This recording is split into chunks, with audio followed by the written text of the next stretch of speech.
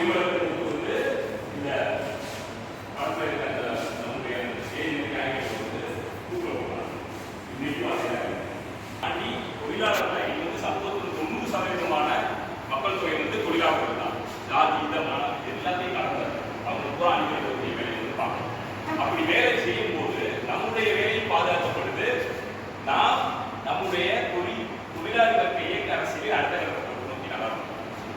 அந்த அடி இந்த வேதியியல் கூட்டத்தில் கருத்துரையாக தோழர் ஜெயபிரகாஷ் இதே அடிப்படையில் அவர் வந்து 108 ஆங்கில தொழிலாளர் சங்கத்திற்கு வெளியேற்றப்பட்டவர் போல.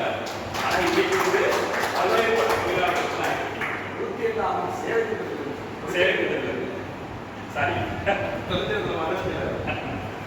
இல்லை சரி 108 ஆம்புலன்ஸ் அவனுடைய வண்டியிலிருந்து வெளியிருக்காங்க. தொழிலாளி அணிகள் நம்ம சங்கத்திலிருந்து வெளியிடப்பட்டார். போன ஜெயபிரகாஷ் அவர்களை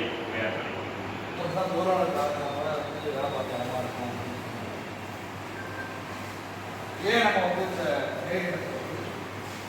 ஒரு குறைந்த எண்ணிக்கையோட அமைப்புடன் வந்து ஏன் வந்து அரிசி யோசிக்கக்கூடிய நம்மளை ஒரு துறை யோசிக்கக்கூடிய அதற்கான வகுப்புகளை பாடக்கூடிய பாடத்தை தரக்கூடிய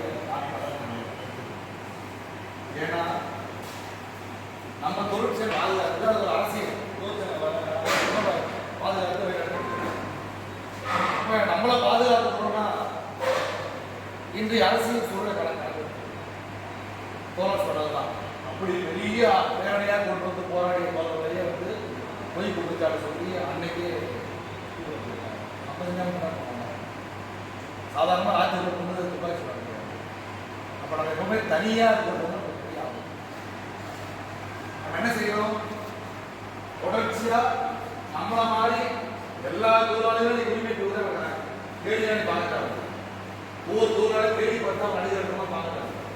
இன்னைக்கு இருக்கிற எல்லா தொழிலாளிகளையும் தன்னோட உரிமையை எடுத்து தன்னோட கூலியை எடுத்து நிரந்தர அடிமைகளாக தான் எல்லா தொழிலும் கலந்துருக்காங்க. சரிங்களா? அப்போ அவங்க அனுப்புறாங்க. நம்ம என்ன செய்யணும்? ஒவ்வொருத்தரும் ஒரு கல்வியாக செய்யணும். ஒவ்வொருத்தரும் ஒரு தொழிலை செயல்படுறது. அரசியல் தலைவர்கள் செயல்படுறாங்க. பிஜேபி சொல்லுது முதல் இந்தியா முன்னேறும். இந்தியாவை முன்னேற்றது தான் அதுதான். இந்தியா வந்து பொருளாதாரம் முன்னேறும் அப்படின்னு பொய்யை தொடர்ச்சியாக சொல்லிக்கிட்டே இருக்கு. அது ஒரு போதை மாதிரி அந்த ஒரு மக்களுக்கு வந்து ஒரு தேசிய பற்று போதை அந்த மாதிரி சொல்லிட்டு சரி ஒரு மாடல் இருக்குவோம்.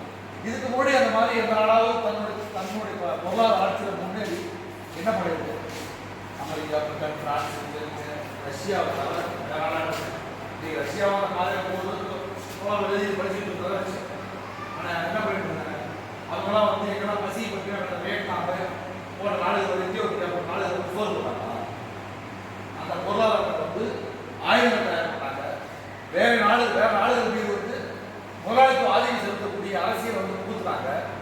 அந்த ஆயுதத்தை மக்களை கொடுத்து வந்தா கொண்டு அதெல்லாம் படித்தவங்க வந்து ஒரு பொய் சொல்லி நம்ப அவசியம். பார்த்தீங்கன்னா அப்படி பொருளாதாரத்தை முன்னேறி